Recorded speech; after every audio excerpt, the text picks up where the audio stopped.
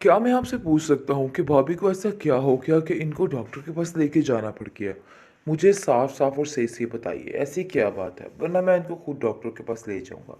जिसको सुनकर आप देखेंगे कि निगार कहती है कि देखो, कोई ऐसी बात नहीं है जुनैद, पता नहीं क्यों तुम्हारा तो दिमाग ही ख़राब हो गया है और इस लड़की के प्यार की ऐसी पट्टी तुम्हारी आँखों पे बन चुकी है कि मुझे खुद कुछ समझ नहीं आ रही। जिस पर आप देखेंगे कि साफ-साफ कह देती है निगार कि तुम इन मामलात से दूर ही रहा करो तो बेहतर है। तुम जब इन बात में इंटरफेयर करते हो, मेरा दिमाग बहुत ज़्यादा ख़राब हो यकीन मानो पता नहीं क्यों तुम उस गँवार लड़की के पीछे अपना आप ख़राब कर रहे हो, अपनी बीवी के साथ ख़राब कर रहे हो। आगे से वो कहता है कि वो गँवार लड़की शायद मेरी भाभी है। ये बात आप भूल जाते हैं लेकिन मुझे याद है। पता नहीं क्यों आप लोग ऐसा कर रहे हैं और उसके पीछे बेचारी के हाथ धो के पड़ चुके हैं। काश आपको इन बातों का एहसास हो जाए लेकिन मुझे नहीं लगता कि आप लोग इन बातों का एहसास कर सकते हैं। खैर मुझे बहुत अफ़सोस हुआ आपकी सोच पर, आपकी इन बातों पर। आप लोग जो उसके साथ कर रहे हैं, लेकिन यकीन मानिए मैं उसके साथ कोई भी नाइंसाफ़ी इस घर में नहीं होने दूँगा। ये मेरा आप लोगों से वादा है। जिस पर वो उल्टा गुस्सा कर जाती है और कहती है कि तुम्हारा दिमाग ख़राब हो चुका है। तुम क्यों उल्टी-उल्टी फ़ज़ूल बातें कर रहे हो? मुझे तो समझ ही नहीं आ रही। अरे साहब यार उसको खुद नहीं रखना चाहता। वो उसके घर वालों से और उससे बहुत ज़्यादा तंग है और तुम मुझे बातें सुना रहे हो। देखो इन सब बातों में मेरा कोई भी कसूर नहीं है। ये सब तुम्हारी भाभी का अपना ही कसूर है जिसकी वजह से ये सब कुछ हो रहा है। मैं हरगिज़ ऐसा नहीं चाहती थी लेकिन मैं क्या करूँ मजबूर हूँ क्योंकि ज़ावियार भी उसे बिल्कुल भी पसंद नहीं करता और वो लड़की इस काबिल नहीं है कि उसको यहाँ पे रखा जाए। खैर आप देखेंगे कि नायाब काफ़ी परेशान है कि आखिर मेरा कसूर भी नहीं और मुझ पर इस तरह के इल्ज़ामात लगाए जा रहे हैं। आखिर मैं क्या करूँ? उसको कुछ समझ नहीं आ रहा है। नहीं, आप किस चीज़ का दिखावा कर रही हो इस घर में? इस घर में तुम्हारी कोई भी जगह नहीं है और चाहते हुए भी तुम अपनी जगह इधर नहीं बना सकती हो। देखो अगर कोई फ़र्क नज़र आ जाता। असल बात तो ये है कि ऐसा ना हो कि तुम जुनैद की बातों में लग के अपने आप को बड़ी महारानी तस्वर करने लग जाओ। तुम्हारा ये रवैया बिल्कुल गलत है, जिस पर आप देखेंगे कि तानिया कहती है कि आप बिल्कुल ठीक कह रही हैं। ये लड़की बिल्कुल नहीं बदलने वाली और पता नहीं क्या-क्या करेगी। आप इसके हाथ से सारे इख्तियारात ले लीजिए क्योंकि मुझे नहीं लगता कि कोई मामला ठीक है। ऐसा लग रहा है कि सब कुछ गलत होने जा रहा है। यानी कि तानिया बुरे तरीके से दिमाग भर रही है अपनी सास का और कहती है कि बात कीजिए दादी जान से कि सारे इख्तियारात उससे ले लिए जाएँ क्योंकि मुझे नहीं लगता कि कोई भी मामला ठीक है। जिस पर आप देखेंगे कि नायाब कहती है कि मैंने कौन से आप लोगों के इख्तियारात को छेड़ा है। मैंने तो कभी किसी चीज़ का नाजायज़ फ़ायदा नहीं उठाया है।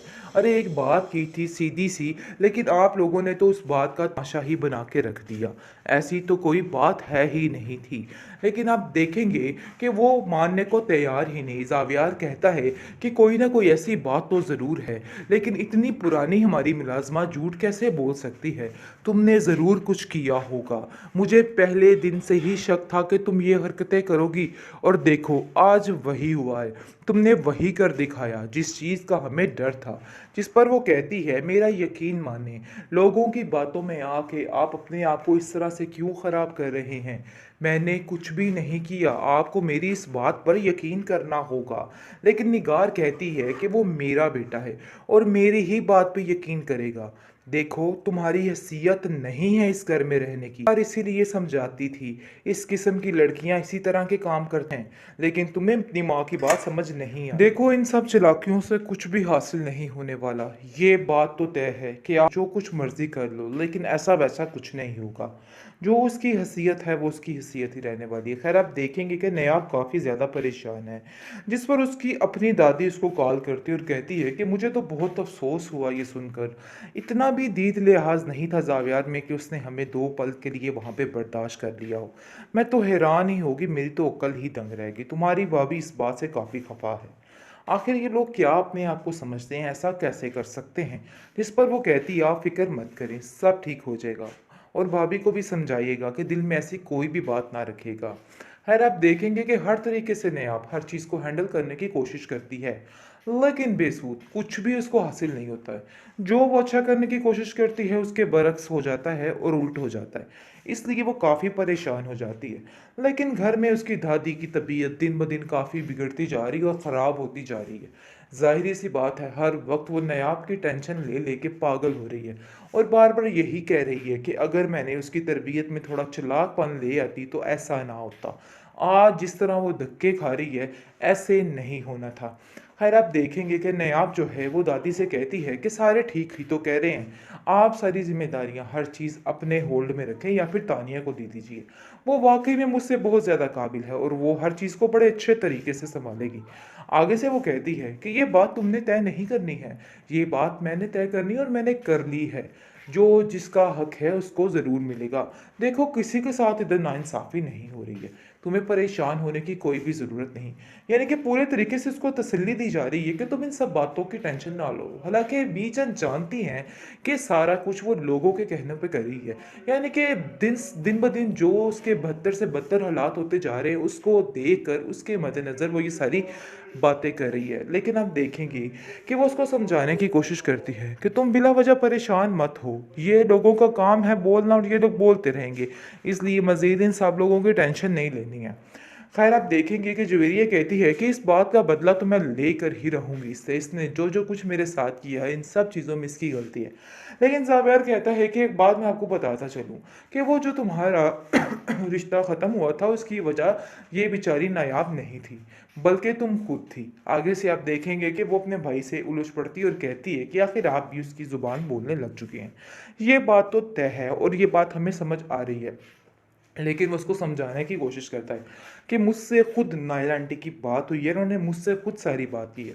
इसलिए किसी पर बिला वजह तोहमत और इल्ज़ाम लगाने से बेहतर है कि अपनी ज़ुबान को बंद रखा जाए और मज़ीद इस तरह की कोई भी बात आइंदा से तुम नहीं करोगी। चाहे जो कुछ भी है उसका एक हक है इस घर में और तुम्हें ये बात समझनी होगी। आप लोग इस बात को समझने की तरफ नहीं जा रहे हैं। लेकिन जैसे ही उसका दिमाग अच्छे रास्ते पर, अच्छे ट्रैक पर चलता है, साथ ही तानिया और निगार कुछ ना कुछ ऐसा कर देती हैं कि सारा मामला उल्ट हो जाता है और कुछ समझ भी नहीं आती किसी को। खैर, आप देखेंगे कि दादी समझाती है नायाब को कि नायाब तुम परेशान मत हो, देख लेना तुम्हारा जो मुकाम है वो मैं तुम्हें दिलवा कर ही रहूँगी। चाहे ये लोग लाख कोशिशें कर ले, उसके बावजूद भी इनको कुछ हासिल नहीं होने वाला। ये बात तो तय है। लेकिन आप देखेंगे कि फ़िलहाल जो मामलात जा रहे हैं, उनकी वजह से बेचारी नायाब काफ़ी परेशान है और वो समझ रही है कि बहुत मुश्किल है ये सब कुछ करना, क्योंकि उसको खुद समझ नहीं आ रही है। लेकिन वो इस चीज़ को लेके चलती है और सबकी बातों पे यकीन करती है। यानी कि जैसे जुनैद उसको अपनी बहनों की तरह ट्रीट करके उसका बता रहा है कि तुम्हें थोड़ी चालाकी और होशियारी दिखानी है और उसकी काफ़ी ज़्यादा हर चीज़ में मदद कर रहा है। ये बात उसके लिए काफ़ी ज़्यादा मददगार साबित हो रही है। लेकिन दूसरी तरफ दादी भी हर मुमकिन कोशिश कर रही है कि हर तरीके से इसको सेव किया जाए और इसको थोड़ा होशियार बनाने की कोशिश की जाए।